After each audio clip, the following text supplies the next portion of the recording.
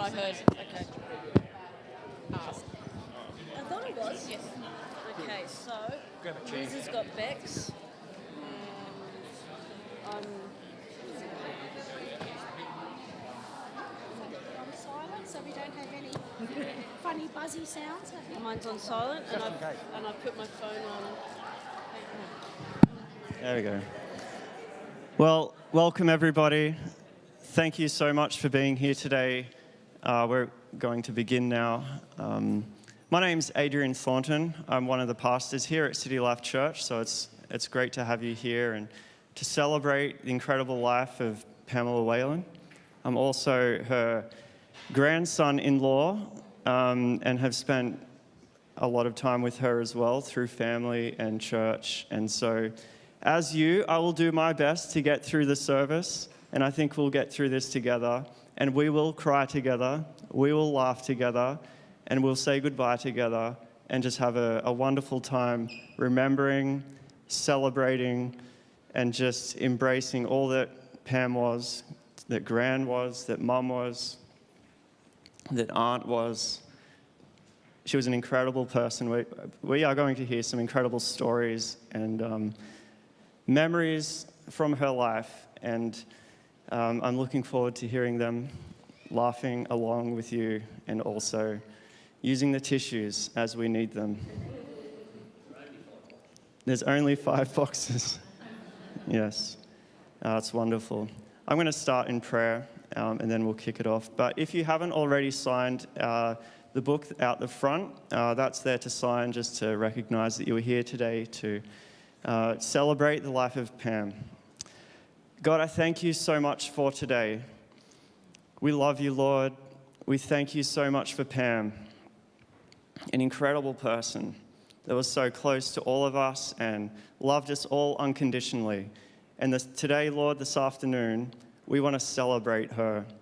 We want to remember her and all the great times that we had with her, the words that she spoke into our lives, the prayers that she prayed for us, Lord, all of it. Even the times she might have challenged us. We want to remember her and celebrate her life, her wonderful life. And we commit her to you. We thank you for the impact and influence that she's had on each of us. We honor her for that. And so we're looking forward to what you're going to do today, Lord, through these stories, through her life, because we know that life just doesn't end. It continues with you. And we know that the life that Pam lived won't just end, but it will continue through us. And we're so grateful for that, and we commit this time to you. In your awesome name, Jesus, amen.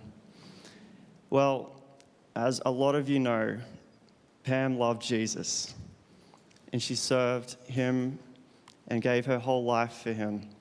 And so we're going to start with some worship and put God first and sing to him. So I'd like to invite our team to come up and lead us in worship, and I encourage you to engage and to sing to God and to let him know that you love him, because there would be nothing more than Pam knowing that we would be spending some time honoring and worshiping our King. So thanks, guys. And then after this, we'll be hearing from the 2 sons. And can I invite you to stand up?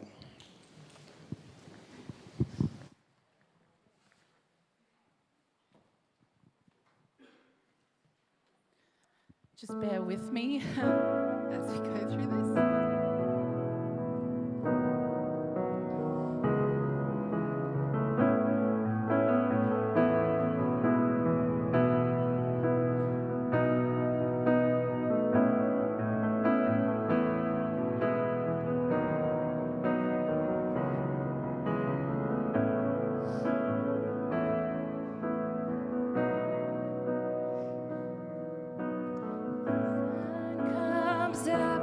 It's a new day dawning.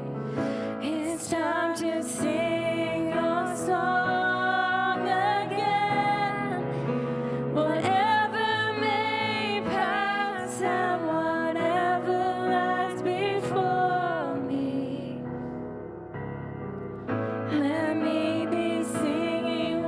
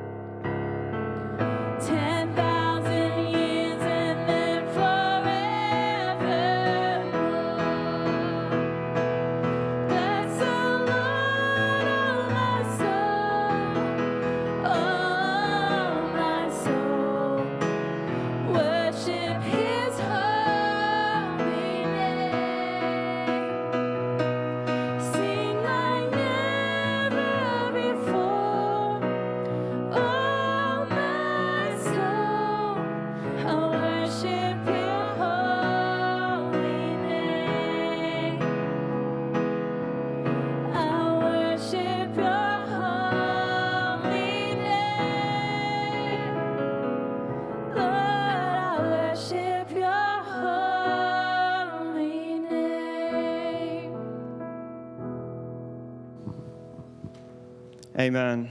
Thank you, and thank you. I'd like to invite the sons up. The eldest son, Andrew, will be sharing first the eulogy, and then Brian will be following with some reflections of his own. So, Andrew, you ready? I think so. Yes, you are.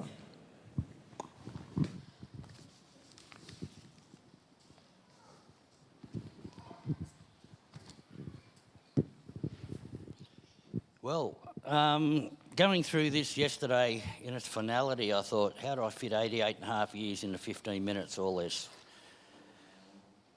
Well, we all knew Pam, Mum, Gran, born in January 1936. She was born in Burwood in a private hospital, to Una and Ron Sharp. She had an older sister, Barbara, and together they grew up sharing all of life's joys. Until about age 7, they had grown up Mum had grown up at Orangi at Gerringong. Her father, who predeceased her when she was almost 10 years of age, diagnosed with cancer, led Mum and her sister and mother back to Burwood so they could be close to him whilst in hospital. That's where she spent her early years. And after his passing in January 1945, they moved back down to Gerringong, to Orangi. Mum often recounted, because me sort of having a farming background and into all that sort of stuff, she used to enjoy walking with her dad when he was sowing sorghum and corn. Apparently he had a hopper thing on his waist and he used to just broadcast the seed. And Mum often recounted how much joy that brought her, spending that time with her father. She always referred to him as Daddy, and as Brian and I were only talking about the other day, she only knew him as Daddy. She loved him very dearly and obviously missed him, but it never grew beyond that. Never became Dad or old man or, normal thing it grows into.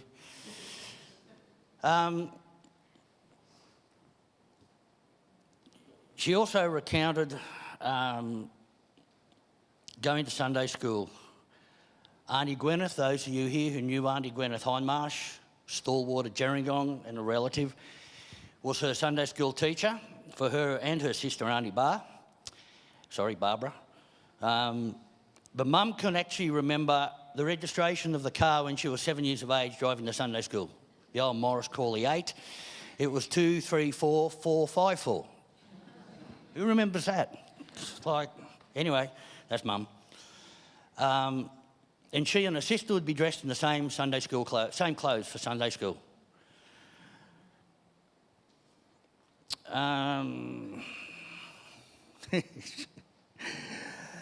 Schooling from there.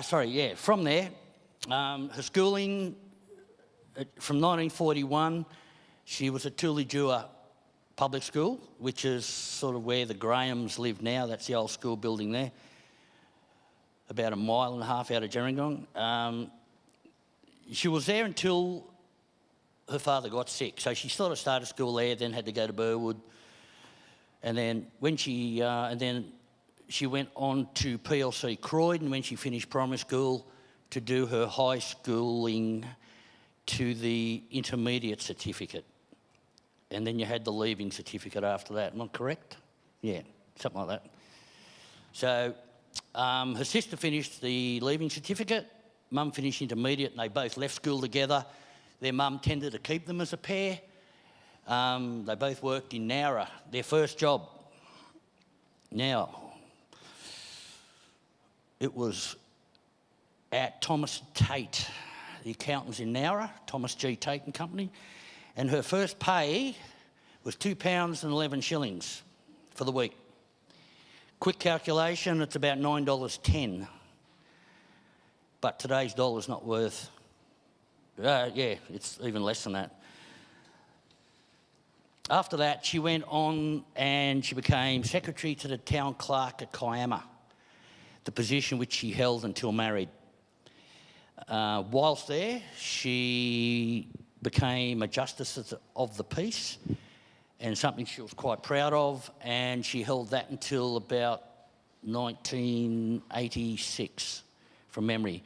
And the rules changed. It's sort of not a lifelong thing, so she couldn't hold that. She signed a lot of documents.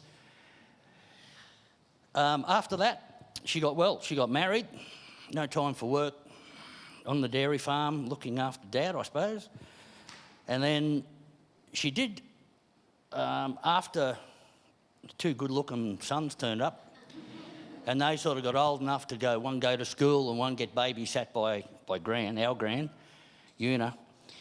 Mum took up a job working for her brother-in-law, Bruce Campbell, 1.5 days a week in their Gerringong office for a couple of years.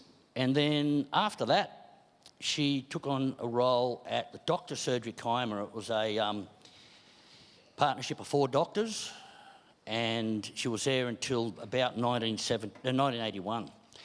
And what she was doing, very conscious of the, at the time, somewhat lack of income, and that got my brother and I through boarding school, basically. It paid the way for that. Mum was a very family-orientated person. Her family was number one. Not just immediate family, extended family. All those here who had dealings and were close with her, you'll know what I'm talking about. She met Dad for the first time, officially, when she was 14.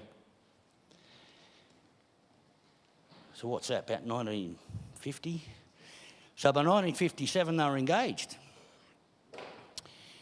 By November 58, they were married. By September 59, one child turned up. March 62, the second child turned up. Whoop, sorry, Brian. And from there, the family grew. We had an idyllic, I look back on it, we had an idyllic childhood. Growing up on the farm, we could go out, we could play, we could eventually got a motorbike, got a horse, or actually you had a motorbike too. We just tear around the paddock, see how deep a water we could get those motorbikes through and all the rest of it. But it was an idyllic childhood. We went to Sunday school and then on to church. Mum was always involved in the Sunday school. She became supervisor, I think, when only Gwyneth retired, and she took that on and never looked back from there. Dad, she was totally devoted to, as she was with Brian and I. She probably was more always, she saw herself as Mrs. David Whalan rather than Pamela Whalan. Bit old-fashioned if you look at it from today's point of view, perspective, but that was Mum. She loved Dad beyond, can't explain it, and that was obvious to us. And that has taught us how to love and respect.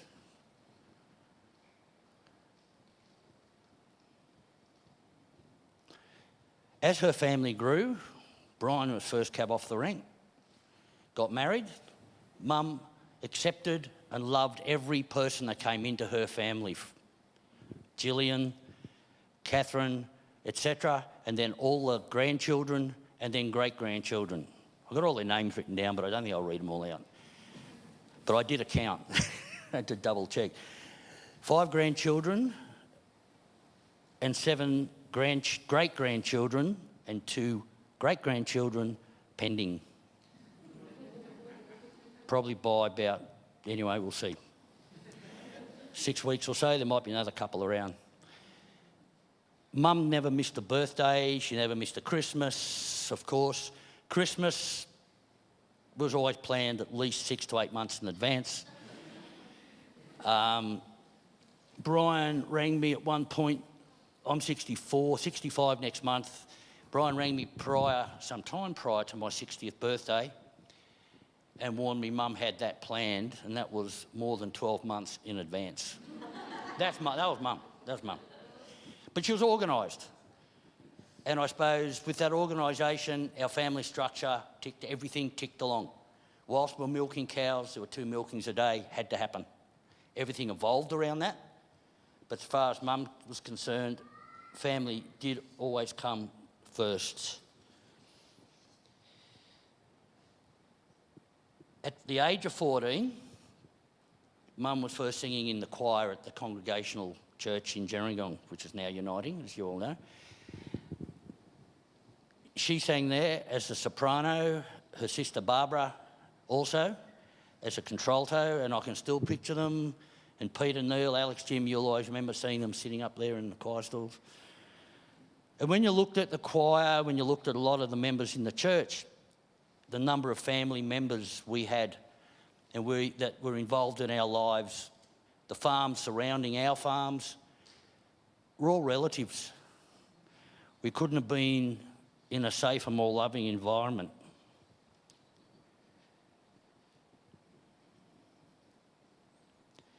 Mum gave her life to God initially in 1962. Now, I did get that out of her book, so I hope she got it right. I was unaware of that. Reaffirming it in 1981. She loved God, and she always had God in her life very closely. Throughout all this, Mum's eyesight was failing. She told me once she was diagnosed with retinal dystrophy or retinitis pigmentosa, which our family's sort of enjoying at the moment. She reckons she could tell, looking back when she was 25, she was driving one night somewhere around town or coming back home, her night vision was failing. So probably as early as that disease had already set in. But it wasn't diagnosed until 1982 officially, and there were many trips to Randwick to Prince of Wales Hospital. And it must have been hard for her, but she soldiered on. She never let that hold her back in any way, shape or form.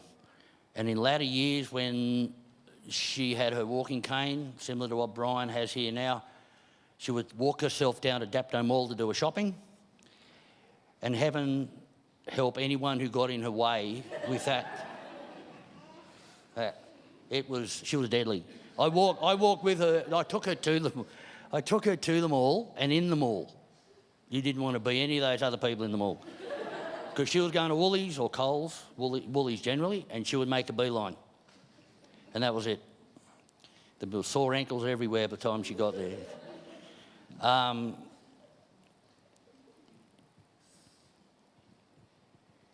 She never let that really hold her back. She worked around it. She worked with it, I suppose you could say. Always apologetic that it was within the family. That's something that was beyond her control. It was her Auntie Jessie, I can remember, if I remember correctly, is where it originated, but where it came from, it's just something a lot of families have these issues. But it's something Mum really,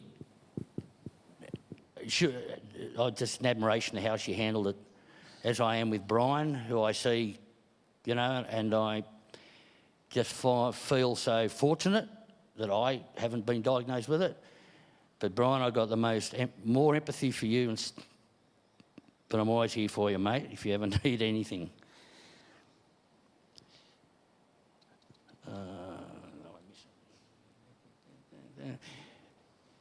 Just backtracking a little bit. About 12 years ago, she lost her loving husband, July 30th, 2012, and she nearly made the 12th anniversary to the day.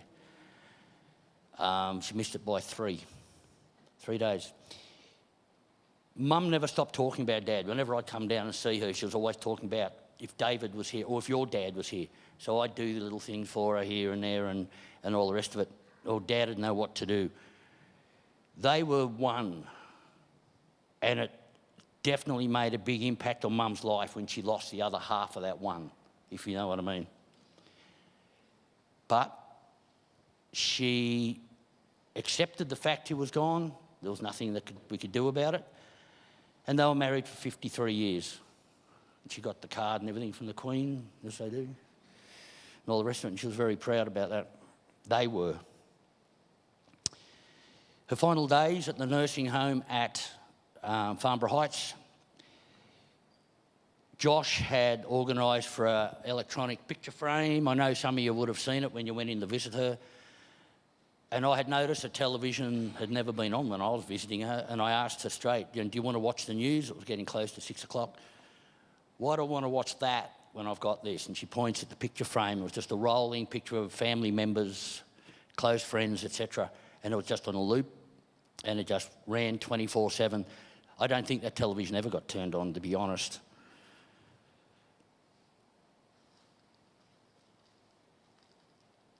A quote from Mum's book.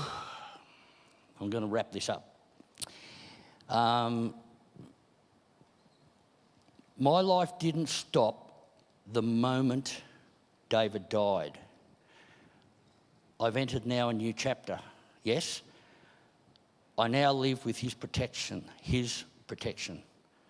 And to the last days, she had just that. She had God's protection and the family who loved her more than anything.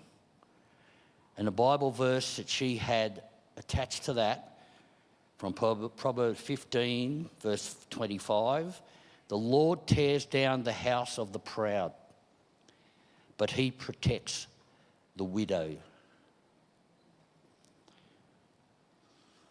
Lastly, before I hand over to my brother, a poem Mum wrote. This one I was very much aware of. Mum often mentioned it, well, not often, she did a few times. I quite like it. This sums up Mum. She wrote it when she was about 17.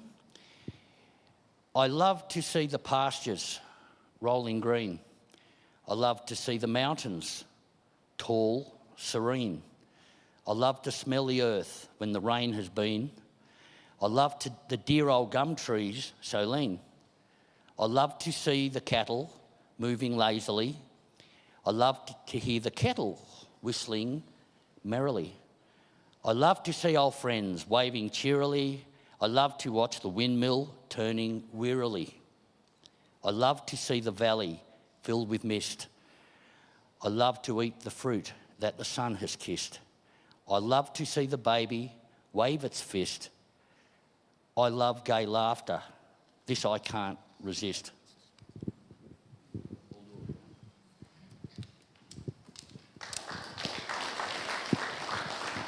You right to get up?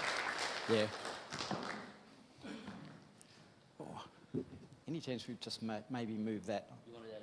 Yeah, I think so. Thank you. Move across the way to your right. I'm absolutely convinced a blind man and a table of water mixture, nothing can go wrong with that in the slightest. Andrew's actually covered a whole heap of what I was going to, and I guess the fact that it's going to be a fair bit of alignment just speaks to the fact we're talking about the same person. Pamela Whalan, many knew her as Pam, a small number as Mum, a bigger number as Auntie Pam, and heaps and heaps and heaps as Gran.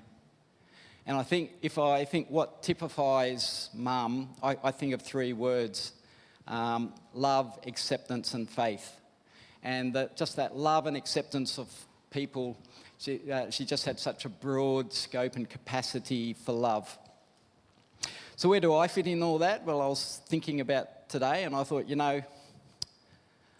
I've known her all my life. Anyway, that's statement of the obvious. But if we go back to the first and most probably impactful thing in Mum's life was, as Andrew said, the death of her father. And literally it was 8 days before her 9th birthday, on January the 1st, 1945. And that's just, it was such a heartbreaking thing. She hadn't seen her father in the couple of weeks lead up to it. The disease, it was ugly, and the girls were kept away from that. And just sort of that one thing was the first and probably one of the most biggest impacts on her life. And as Andrew said, as we would talk to her about older times and things, she would say, "Daddy." And it was just such, in a way, such a simple and beautiful thing.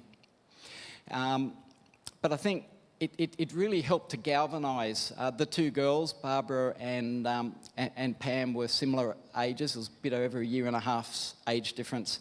And our grand, Una, it really galvanised their relationship. And it'd be amiss not to acknowledge the father figure in Mum and Auntie Barbara's life, Dr. Eric Frecker. Dr. Frecker's grandson is here today, and thanks, David. I'm not sure where you are, but thank you for identifying yourself to me. But Uncle Eric, Mum would constantly talk about Uncle Eric. He was a doctor in Sydney. His wife, Vera, was Una's sister, one of her older sisters. And Uncle Eric was just there as a father figure, and just such a big impact on Mum and Auntie Barbara's life. It was just beautiful. He gave her away at her wedding and gave the toast to the bride and groom at the wedding. I almost said funeral. I shouldn't have said that out loud. Okay. Relationships. Auntie Barbara and Gran.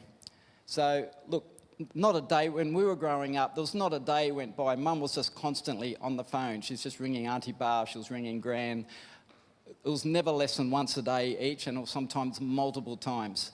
Their relationship was so galvanised, and looking back, I'm guessing that trauma probably was just such a galvanising thing.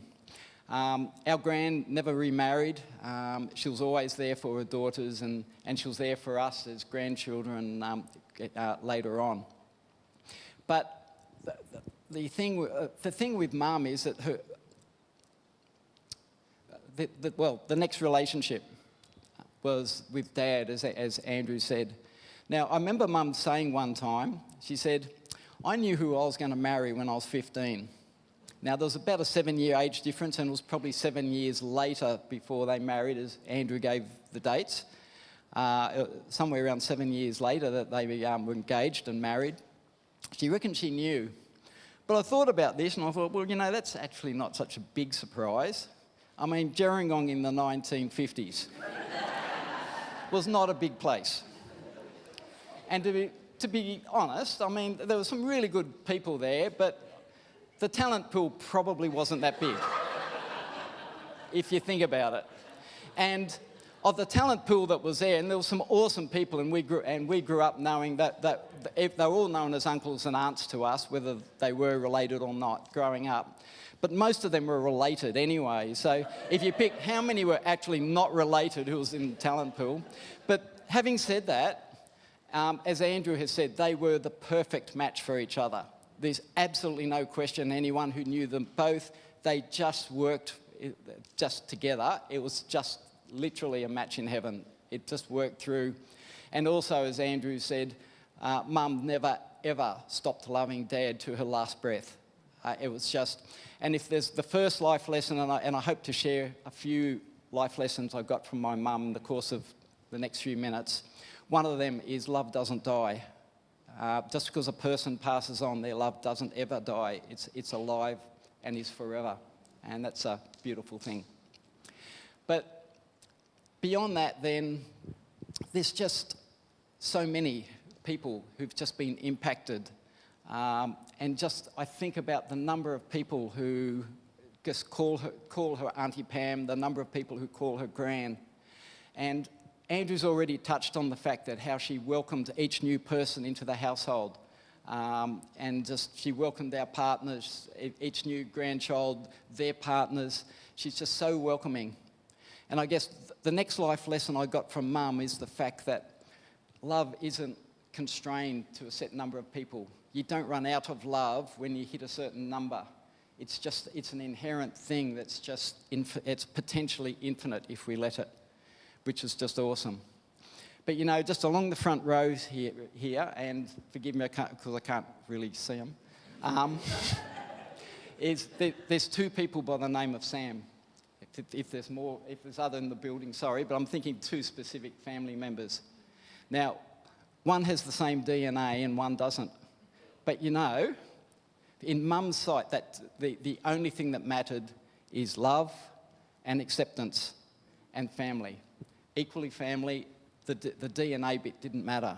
And that was Mum. She was just accepting, she was loving, all embracing.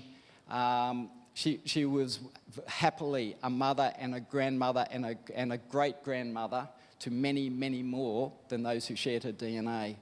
And what a wonderful thing to leave the world. What a lovely thing.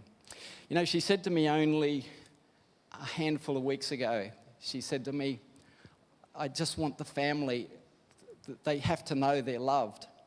And I said to her, Mum, there's not a person in the family who needs to know that because needs to hear it because every single one of us knows it inherently. It's such a beautiful thing.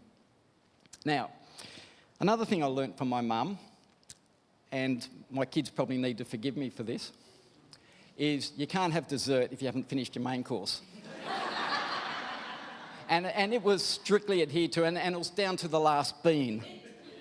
Now, there was always dessert.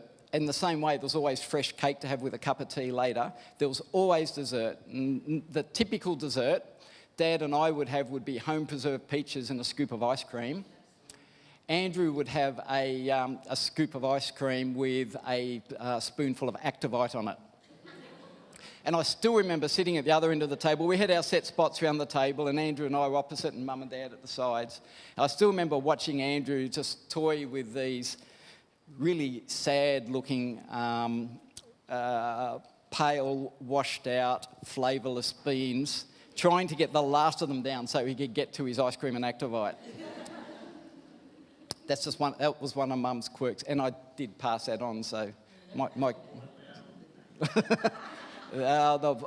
all semblance of flavour and colour were well and truly boiled out and poured down the sink before we got to eat them.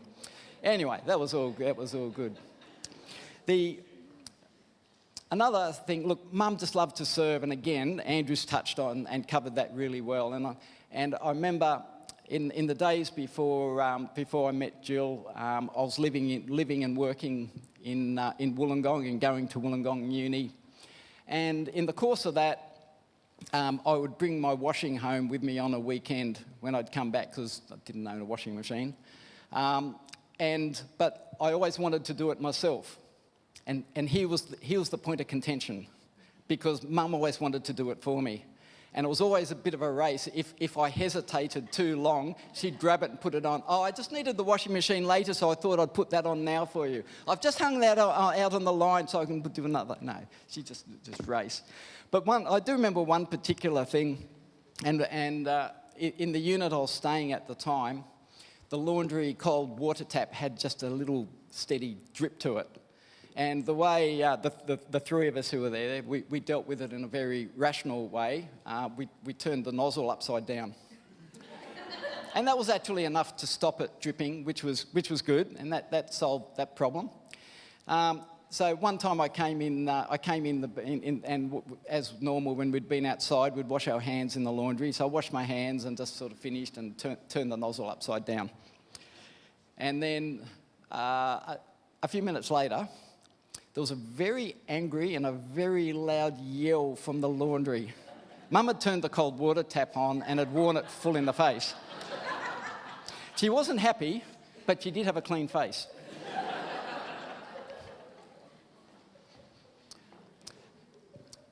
One of the other things, and again, I said we're covering a lot of the same points.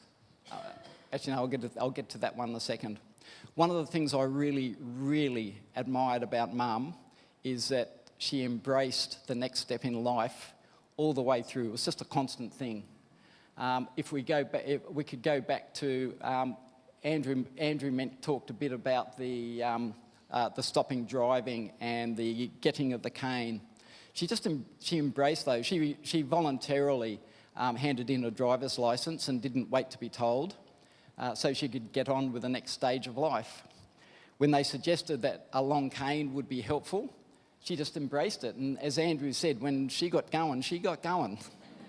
And it kept her fit, and she was well known as the lady with the cane. A smartphone. Now, a lot of people, no disrespect to anyone the same generation, but a lot of people at generation has not taken to smartphones. Our dad didn't, but Mum just embraced it straight away. And as much as she'd get frustrated with it and so on, as we all do, and Jill will roll her eyes knowing how I do, but she just loved it because she could have a Facebook account, she could follow family, she could follow the grandkids. When a picture was put up there was hardly any time before you saw a reaction, either a thumbs up or a love heart from Pamela Whalan. And it's just, she just loved to. And she put photos of herself when she went there, and when she caught up with her friends at Gerringong, there were always photos of the meeting somewhere and all together. She just stayed current with the technology. And she had a blog at one point in time. She was the blogging grandma. Isn't that awesome? She just said she didn't always find it easy, but she was prepared to move on, take the next step. And even if I think around about 12 months ago, where living at home got too hard, a lot of people would try and hang on and just cling on to the staying at home as long as possible. She knew it wasn't working, and she was prepared to step into what would work. And that was just so awesome for her. She went in and I take my hat off to the staff and management of Farnbury Uniting. It was absolutely awesome. The experience there was really positive. It was a whole new lease of life for Mum. Her energy levels returned as she was well looked after. She could get around. Mum was a raging extrovert, which everyone who's met her knows. She just loved being with people. She loved talking. There was always things happening around her. She could be there. She could interact with people, and she loved it, and she absolutely thrived there. And it made that last nearly year that she was there so good, so fulfilling, so meaningful for her. And then, look, over the last year or so, a number of times we had one-on-one chats. They were end-of-life discussions. I guess I never really expected them to come, but they were so natural when they did. They weren't morbid, they weren't, there was nothing negative about them. They were just things to talk through, what it means coming towards the end of life and what the end of life would mean. It was just so, I hope when I get to that stage, I'm able to face that with the same maturity and look forward in the same positive way. And look, and Andrew talked about Mum's faith, and look, it was all, and Jill and I've said this today, in situations we would just say, ring Gran and get Gran praying about something. Now, Gran never used the term praying. She would just say, I was talking to Father this morning, which a whole lot of you will have heard her say. It's just the way she did it. So, and again, one of the things Andrew talked about, Mum was a detailed person, and she was a detailed planner. She planned a long way out into ridiculous levels of detail. And so we used to get phone calls. Andrew wasn't exaggerating. We did get phone calls around June or July asking us what we were doing, what day around Christmas. Her 80th birthday party, she planned 15 months out. And so it'll come as little surprise to those of you who know her well that a whole lot of what is happening today, she planned many years ago and told us about. So we're just doing our best to outwork the fact that, okay. So the songs that we're doing today, so Adrian leading was Mum's request a number of years ago. The songs that we're doing are songs that she chose. The one we sang at the beginning, our best recollection, we're pretty sure it's one we did at our dad's celebration service as well. I suspect that's sort of why she chose it. And sort of leading then, this is the segue into the next song. It sort of brings together that level of planning, but also the love for family. The next song is a song that was written by our daughter Liz. It's called Majesty Forever. Liz wrote it a number of years ago now, but she specifically requested that be done. So we can do that now if the musicians would like to come up, please.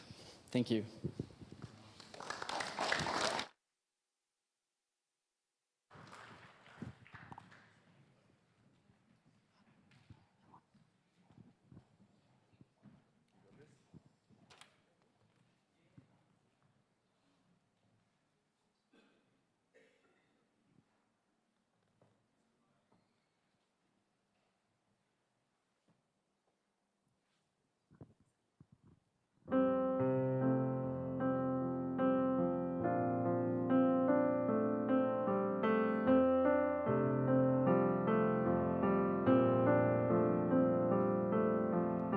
Every knee will bow, every tongue confess the name of Jesus. Every eye will see, and every ear will hear the name of Jesus. Above all names, above all kingdoms, be glorified, be glorified. Risen King, reign forever, Lord of all, be glorified.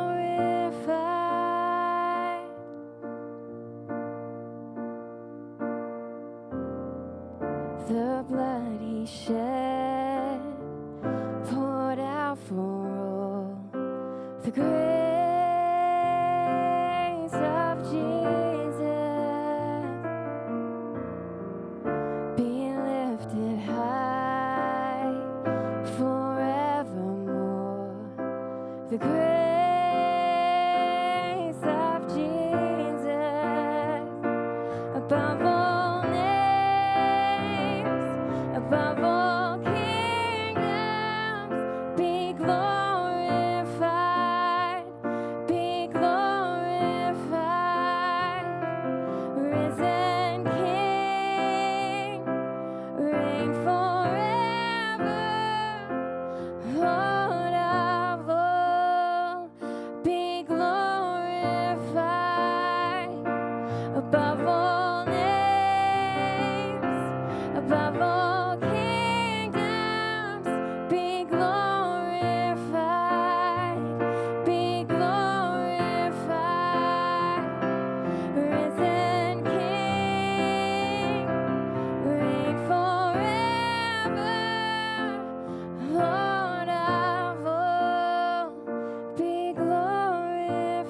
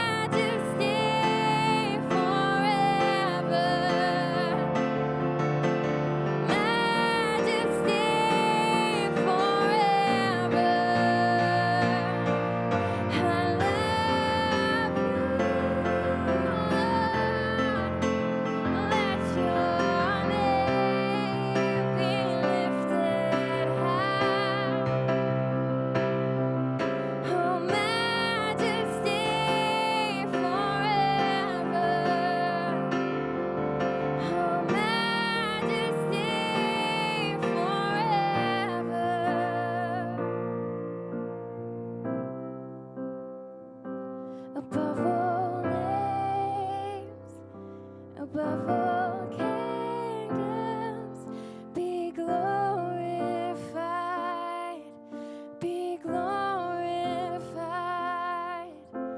risen King, reign forever,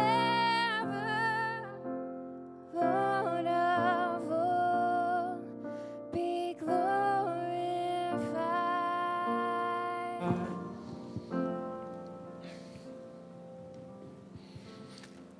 We thank you, Lord. You're so great, God, and I just know that if Gran could see this, I don't know how it works, Lord, but if she did, this would be the most beautiful thing that she would love to see. Her family worshiping you, majesty forever. We honor you, God. Amen. Amen. Well, we're going to continue with the speeches and hear from two of the grandchildren, and we've got letters written in from others. So Beck and Dylan were not able to make it today. Ollie is sick, and so they've had to stay back. And also Rachel and Josh are not able to be here with the kids because of other health reasons. So, but they've provided letters, and so we will hear from them through both Tom and Liz. So I'd like to invite you up.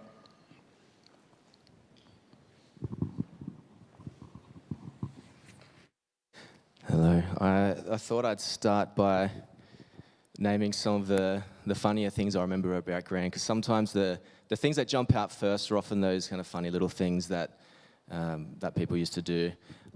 I'll get that one I was chatting with you about before out of the way first, because otherwise I'll just totally forget. There was a Christmas, I think it was a Christmas one time, many years ago when they lived in, Gran and Papa lived in Castlereagh Avenue, I want to say. And this particular Christmas, Liz, my sister, had a little fox critter thing that where'd you say you got it from? Was it McDonald's? One of those little Happy Meal toys, I guess. And we had decided that every photo for that Christmas would have this little fox in it somewhere. Of course, Gran didn't realize at the time until she was reviewing and studying the photos at a later date where she realized that what's going on here? There's this little, was that purple, I think, possibly? Oh, green and purple. Yeah, this little fox McDonald's critter thing that was just on a head here, on a shoulder there. There was a lovely memory, but it kind of, in a way, it sums up Gran because she liked everything to be, all her ducks in a row, as Harmony would say. She liked things to be so. If you said, I'm going to be here at this time, she was out waiting. If you said, if you're going to go somewhere, she'd want you to be there on time, so you'd have to be there 10 minutes early. That's fine. I like to be early, but I don't like to be too early. Gran likes to be very much on time. If she's late, maybe it's a... don't know if that's partly generational, partly Gran, partly probably because it's the right thing to do, to be on time. But anyway, that was Gran. And one of the other things as well was that Gran, she just accepted us for who we were. And going back to partly what Uncle Andrew and Dad have said is that she just loved people and brought them to herself. And I certainly saw that with Harmony and Sam and Harmony's other children as well. They were just absolutely loved by Gran.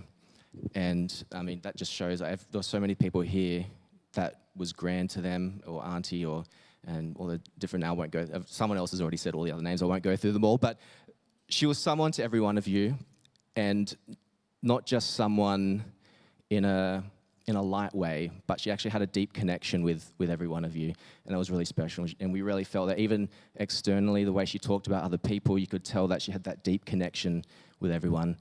And going back to another funny thing, one time, Harmony and I used to go and visit Gran most Mondays when we lived around the corner at Mum and Dad's for a while. In Dapto, Gran lived around the corner, Horsley Drive, and we'd just go and drive or walk over and spend some time with Gran. Sometimes we'd pray, sometimes we'd chat, and she always had her little dish when I'd come in of treats that she had, initially ones that she had baked, and in the later months became things that she'd buy because, obviously she was finding things a bit harder. But we'd just been chatting one time, and then Harmony had mentioned that there was, behind where we were sitting, that she had noticed that one of the picture frames was slightly crooked. Could we fix that for her? So I was nominated, and I get up and I turn around and she says, "Thomas Paul, you are going bald." And I thought, thank you, Grant, for that. I didn't really notice that myself every other day, but that's okay. I do appreciate that. That's okay. But also, Graham, back when I had longer hair, she didn't like that either. So when I was 16, I had long hair, and she was very thankful that I got rid of that. To be honest, I look back at photos and I was glad I got rid of that as well. So that's another story. What was the other one? That's all right. I'm going to go to Josh's thing now. Josh couldn't be here, as was said, but he's written this, and there are some mannerisms in here, which I don't know if I'll be able to do justice to. Josh did it quite well, but we'll see how we go. Here we go.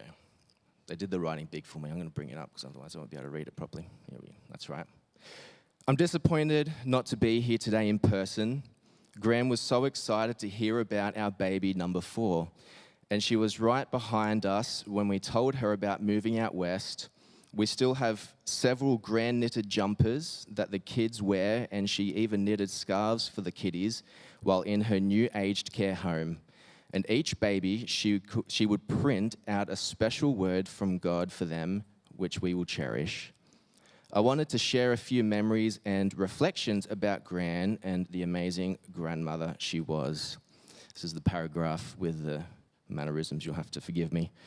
Gran was full of expressions that were uniquely hers, hilarious exclamations of glory when something surprises her, or the way she'd go, yep, okay, yep, repetitively to avoid awkward silences, or, oh dear, always for, no more, no less.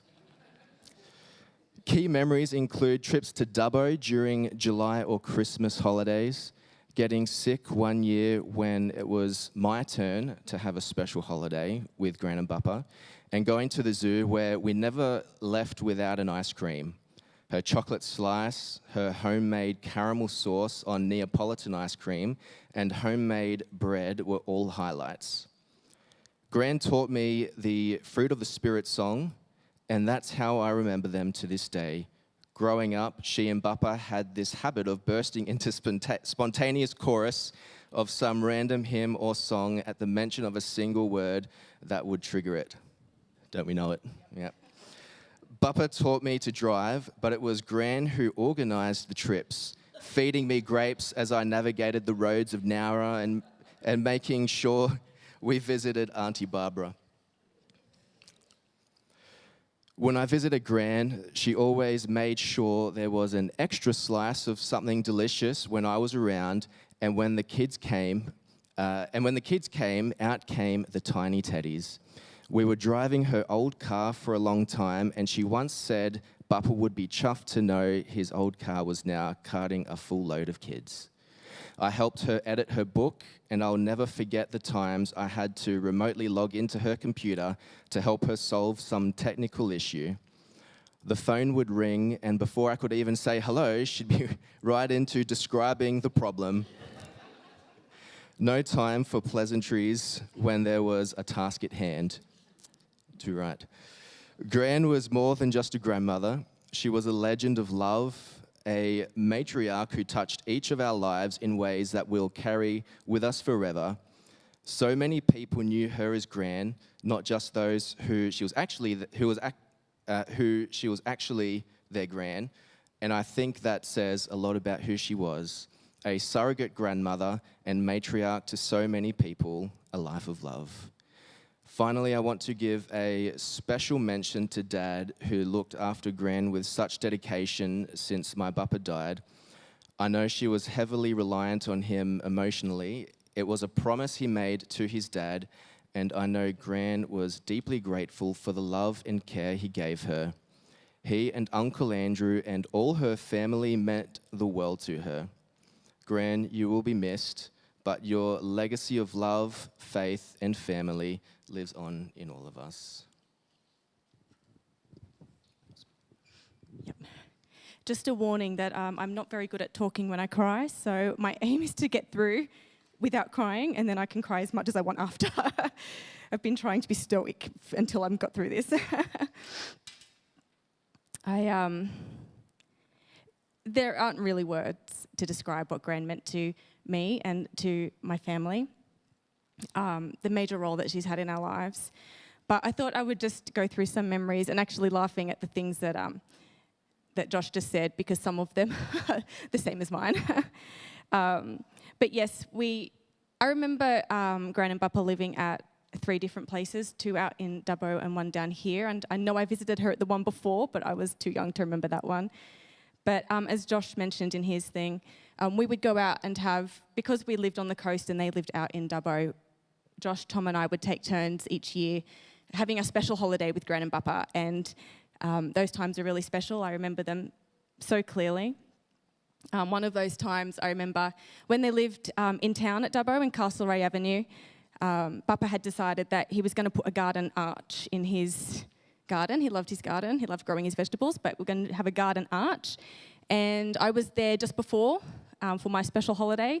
And I remember seeing in the Better Homes and Magazines magazine or on the television, I can't remember which, but on the show, a thing about a garden arch and, packaging it up and sending it out so that they had the instructions on how to make a garden arch, which I'm sure he didn't follow, but they were, said they were very grateful for. My first memories of visiting Gran and Papa were out when they lived on the farm at Ullamogo Road, Norcombe, they called it. And I still, to this day, whenever I step out in winter and smell wood fire for the first time, am reminded of times there. I think of her every time I smell a wood fire because there was one in the room, and it's just a memory from my childhood.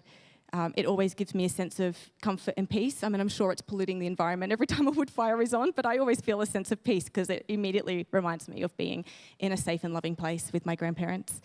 Also, the sound of magpies. It took me years and years to realise that bird noise that I would sometimes hear and be like, oh, that sounds like Gran's house, were magpies. And same thing, I actually think of magpie calls with a lot of love and peace as well, because it reminds me of my childhood. And Gran and Papa moved to Dapto on my 18th birthday. And we have so many memories, the boys and I, of going to visit her at her place. She always took such care to make sure we had the things that at some point we had said we liked. For me, it was egg sandwiches. At some point, I must have said I liked the boiled egg sandwiches. So every time I went to her house from that point onwards, there were boiled egg sandwiches, which I do enjoy, so I'm not complaining about that. She always had things that she knew that the boys would like as well, and she had the toys that she knew they would like. She would go and buy toys for them that she knew what they would like. So Levi had a Batman Lego set, and there were all sorts of things that she would get out and place out ready for them whenever they came. The boys are going to share, a couple of them are going to share their own memories in a moment, but Gran was so excited. Firstly, when Adrian entered the family, I was the first of the grandchildren to get married, and she was so excited. She went and bought a special hat for the wedding, which she wore proudly. And I remember when I told her about the boys, every time she was so excited, she would shout out to whoever was on the other side of the phone, oh, we're going to be great-grandparents. The first time was to Papa, and they were both so excited, and they actually drove me to my first ultrasound with Joel. And then, when Levi was born, she had a room full of people, and we were only telling family at that point. But the whole room full of people found out before I had a chance to say, we're only telling family, she'd shouted it to the whole room. She was so excited. And I remember her telling me, I think before I even had the boys, or maybe when I was pregnant with Joel, I don't remember, how she had she just had this desire in her heart to be a great-grandparent. She either hadn't known her great-grandparents at all or didn't really remember them. And she said just one of the greatest desires would be to know her great-grandchildren. And I love that she got to meet my 3 boys, and she got to meet Josh and Rachel's 3 that have been born, and she got to meet Ollie, and she knew that the other 2 who are coming, and she just loved them and delighted in them, which was really special. I know Dad sort of mentioned that whenever something was going on for me, if I was worried about something, I would call Gran, and Gran would be praying, and I always felt really peaceful about that. That's going to be weird not being able to do that anymore. And when we were young, whenever they would come to visit us or whenever we would go to visit them out at Dubbo, I think this was from a lifetime of getting up early to milk cows. Once the cows no longer needed to be milked because they'd moved elsewhere, they still got up early and Gran and Bappa would pray together and have a cup of tea and I think they had a slice of bread with butter on it. And they would have that, it would be 6 a.m. and they'd be praying together. And whenever they came here or we went there, we would join them if we were awake, and they would get us a little glass of milk and we'd sit in bed with them and we would pray. And like Josh mentioned, it's because of Gran that I know the fruits of the Spirit. That was during that time. And also the armour of God was something I learnt during those early morning prayer times with Gran and Bappa. They were always really special.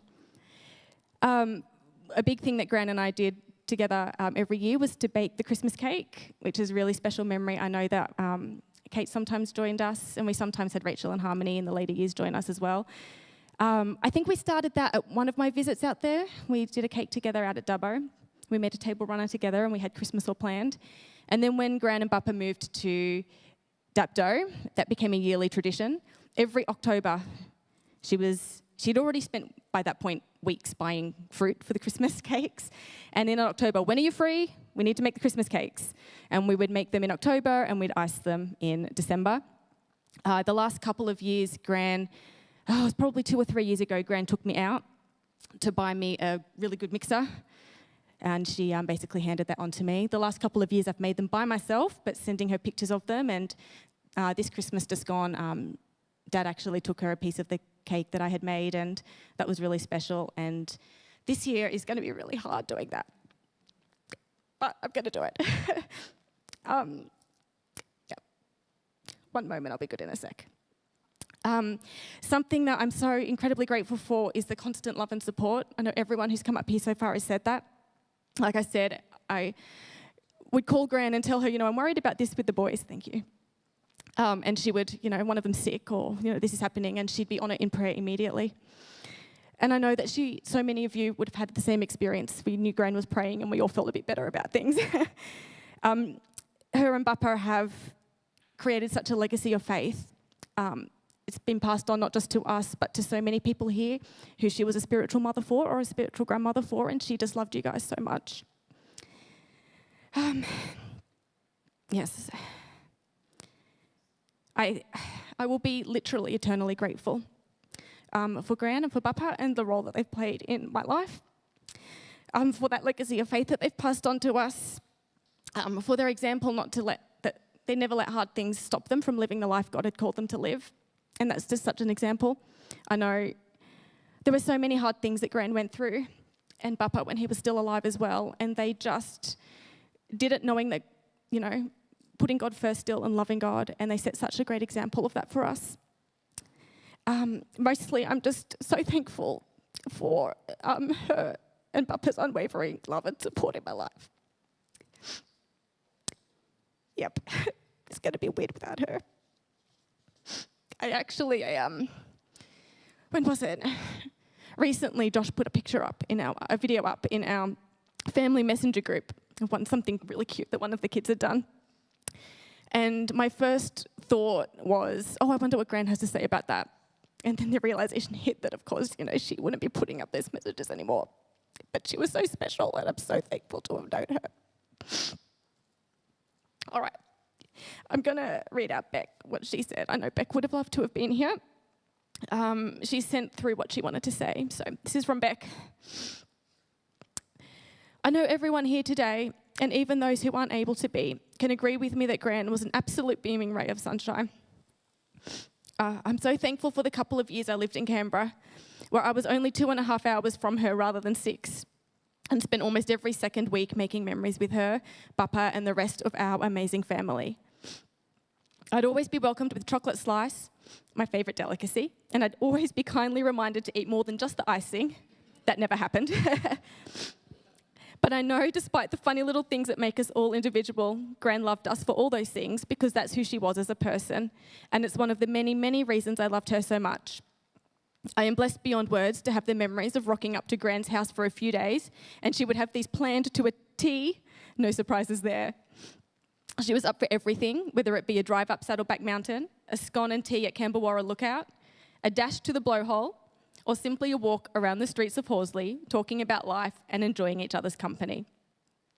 A few years later came time to share the news that we were pregnant, and more recently the news of our second baby, both of which I was so excited to share with her. The delight in her voice on these occasions was incredibly special. Another memory that sticks blissfully in my mind is how often she would say that she found joy in how fast both, that's right, this is true, in how fast both Liz and I spoke when conversing with each other.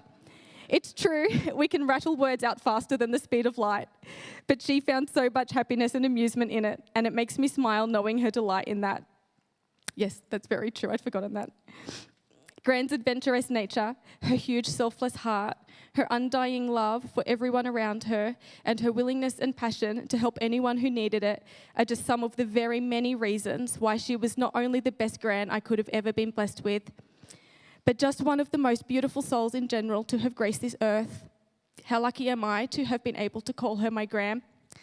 I miss you. I will love you forever. Thank you, Beck.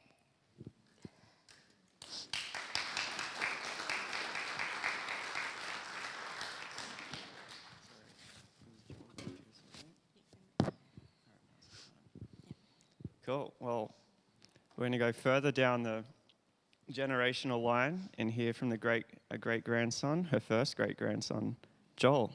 Would you like to come up?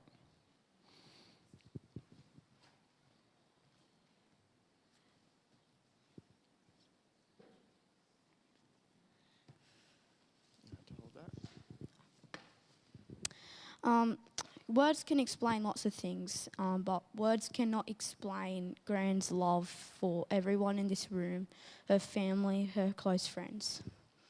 Gran was almost the perfect example of a Christian. I don't remember her sinning. I know I was there, but I don't remember her, and that's a good thing.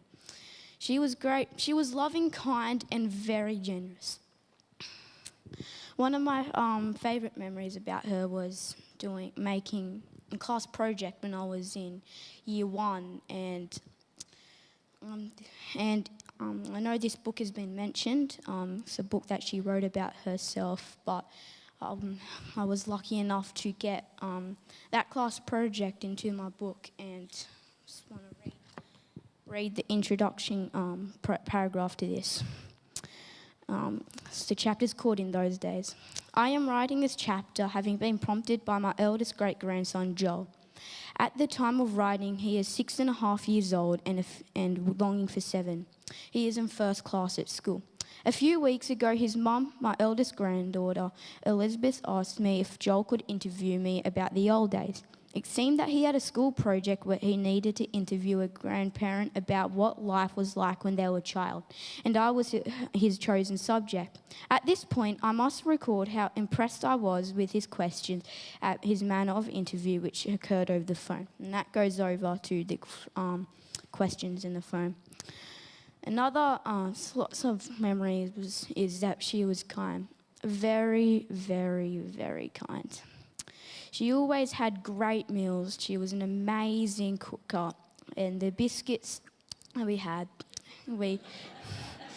it was at her house at church when she came to church, which she did until her body said no, but she always came to church. And it was after the service, we'll go up to Gran, and because she always had biscuits in her bag, it's just the plain Arnott's biscuits, always in there. So we'll always go up to her, Gran, where's those biscuits? So, yeah, that was fun. And her biscuits and her cooking was one of a kind. She, every time going there, great meals. I remember last times at her house, we would come and we would have a sandwich, and those sandwiches were amazing. Me and my brothers playing out in the living room, and then eating with Mum, Gran, and my brothers. And that was great. Anyone who's been to Gran's house in Dapto would know that she had a bell collection just on the side when you walk in. That bell collection, there was lots and lots of bells. It was it was very fun, and there was lots of, and I don't even remember getting given one of those bells, but I do have one of those bells, and that's this metal one, and I've still got it now. And I remember maybe a day after I heard the news of her passing, I had that bell in my hand, because I knew right at that point was, that was hers, and that's a memory of hers. I also remember her 80th celebration birthday, which has been brought up, and that was at our house. And don't remember much, but I do remember, thanks to this photo, that was me on Dad's shoulders and my brother's somewhere helping blowing out Grand's candles. That was great. And there's this great picture. Every time I'd walk into her place in Unanderra, the aged care facility, that picture was always there. And I always looked at that picture, and it was amazing. The house was a big part of Gran for me. We loved going there. When we went to Gran's house, it would be Gran. Yes, we're going to Gran's. Yes. We loved going there. Toys. The toys, there was lots of toys. There was never a time I remember not having a toy. There was this tub of toys that we could go in, that we would play with the toys in there. And there was little cars that we would always play with. And then she got us lots of Lego. I remember I've only had 2 sets that I got, but that was an Iron Man set and this thing with ice, and I still play with those now at Nan's house. Those were amazing. But there was also Lego there, and I remember making lots of Lego. Something else was, every time we were there, my favourite thing to watch was this USA Secret Service thing. Always will be on, and that was really fun going. Now, out the back of her house was a trampoline that we would sometimes get down, and that was really fun going on. I remember that it would always be one at a time, and it would be annoying when my brothers would go on it, and I had to sit there trying, waiting for it to be my turn. Also, there was this little toy car that was there that rarely worked. It was, we would go on it, and when we got a little bit older, we would go on it and it wouldn't work. Didn't work from there on out. She made me feel happy, really happy, because she was great. She was amazing. Like I said, so we were all excited to go to her house because, like I said, great meals, good toys, good biscuits.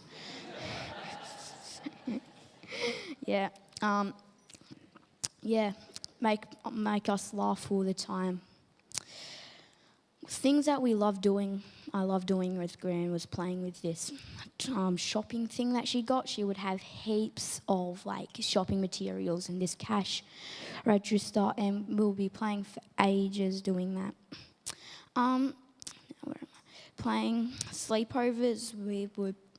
I didn't really have a full sleepover with her that I remember, but I do remember having what I called half sleepovers, when we would go and we would spend half of the night there and then get picked up in the night by Mum and Dad. That was always really fun, and we would go in the pull-out bed at the back of the room. People who have been there would know where that is. I loved playing board games with Gran. She would have stacks of them in her cupboard. And one I remember, I don't know what it's called, but you put something into this cup, shake it up, take it off, and you've got a timer to make as much words as you can. I don't remember making one word out of them, and yet Gran would make 50 of them in that 1 minute time. And I'm always thinking of how she does it, trying to beat her. I don't remember beating her in a single game. Maybe once, but I haven't done that. Now, I've also been asked to share the memories of Caleb. Levi's going to be doing his own after this, but always asked memories of Caleb, and I've got 3 down here. Caleb's word that she's a really loving person, and I think everyone here can agree that Gran was a very, very loving person. It's hard to put into words how much Caleb loved her. We all loved her so much, and it's just, we can't put into words how much we loved her. And like I said before, Caleb also loved going to her house and playing with the toys and everything. So that was great. Yeah.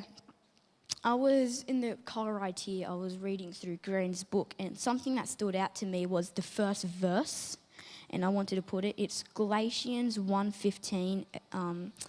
Says, "For it pleased God in his kingdom to choose me and call me even before I was born." And I can just imagine God's pleasure to know that Gran was born, because a loving person, someone who accepts everybody, someone with strong faith was coming into the world and going to spread the word of him everywhere.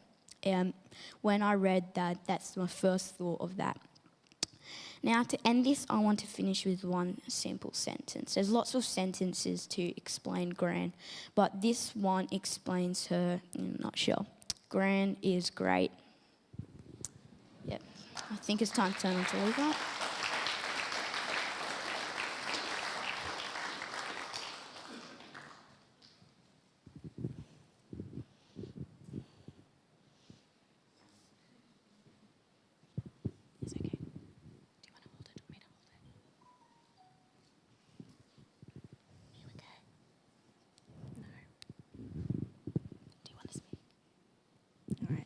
Levi's finding it a little bit hard. I'm going to read out what he's got. I'm going to attempt to without crying. Gran was a very kind and generous person. She was very polite about everything. I loved playing the cash register shop game. That game was about buying fake food, and you would buy it with a fake credit card. I absolutely loved sleepovers with her. It was the best.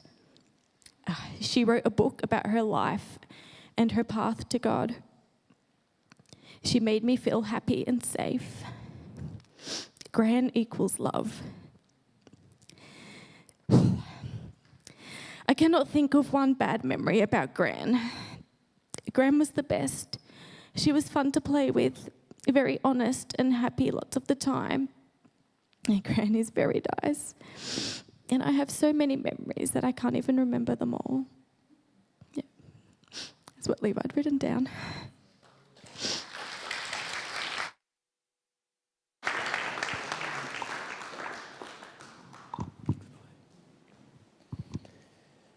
All right, I think I've cried enough.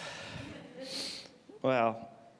As we wrap up today, I just want to share a story from the Bible that I know Gran would love. It happens to be about 2 people, 2 sisters as it happens, and I can see Gran in both actually, but I think there's one in particular that she would encourage all of us to be more like. And so this is called At the Home of Martha and Mary. It's from Luke chapter 10, from verse 38. As Jesus and his disciples were on their way, he came to a village where a woman named Martha opened her home to him. She had a sister called Mary who sat at the Lord's feet listening to what he said. But Martha was distracted by all the preparations that had to be made. She came to him and asked, "Lord, don't you care that my sister has left me to do the work by myself? Tell her to help me." "Martha, Martha," the Lord answered, "you are worried and upset by many things, but few things are needed, or indeed only one. Mary has chosen what is better, and it will not be taken away from her." When I think of Gran and the stories I've heard about her, as you've heard today, Brian mentioned that a number of years ago she asked me to do this for her. And at the time I'm like, "Oh, Gran, I don't want to think about that. Yes, I want to honor you and do this for you." But it was I was like, wow, I'm not expecting this for years to come. You said you wanted to live to 120. And she was so prepared. And when I read this story, I see Martha, and she's just busy getting everything ready, getting all the preparations together, making sure everyone's going to be looked after in the house. And I can see that in Pam, Gran. She would look after us. She would be so prepared in advance that she would look after us all. But I think I see Gran more in Mary, who would just sit at the feet of Jesus and listen to him speak. And as I read this story this morning, I want to encourage us as we wrap up and just remember, Gran, that life is busy and life is full of a lot of stuff to do. We've got work, we've got commitments, we've got places to be, things to do, careers to go after, relationships. It's all there. Life is so full. And if we're not careful, we can miss the most important thing, to be with Jesus and to listen to him speak to us and just be in his presence. And as busy as Pam was, we know that every morning she would sit at the feet of Father, in her words, and listen to him and speak with him and make sure that she got that relationship right and begin the day with that. She had such a strong faith, it impacted me.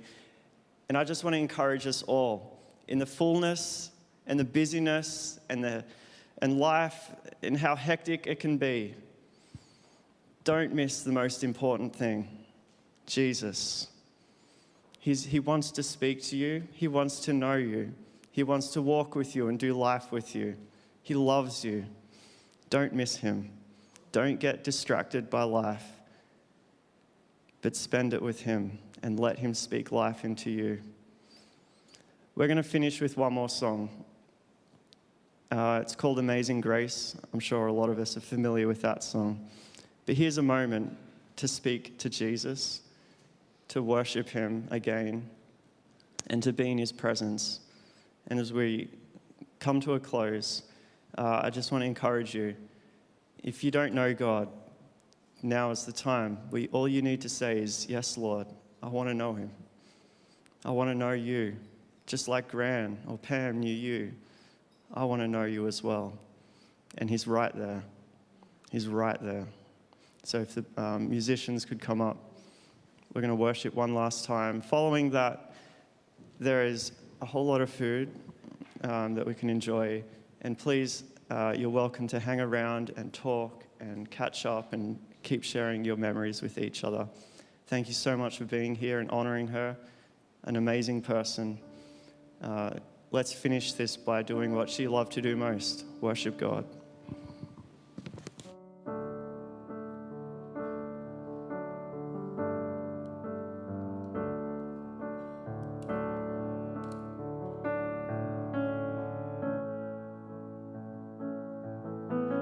Amazing grace, how sweet the sound that saved a wretch like me. I once was lost, but now I'm found. Was blind, but now I see. 'Twas grace that taught my heart to fear, and grace my fears relieved. How precious did that grace appear, the hour I first believed. My chains are gone, I've been set free. My God, my Savior has ransomed me. And like a flood, his mercy reigns, unending love, amazing grace.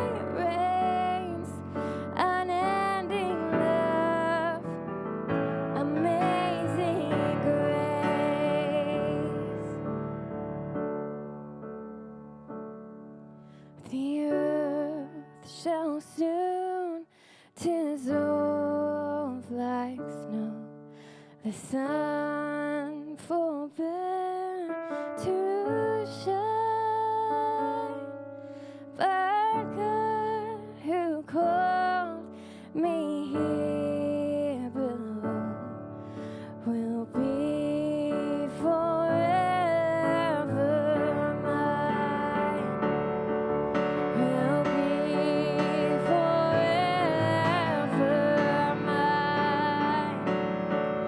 You are forever mine. My chains are gone. I've been set free. My God, my Savior has ransomed me. And like a flood, His mercy reigns. Unending love, amazing grace. Unending love, amazing grace.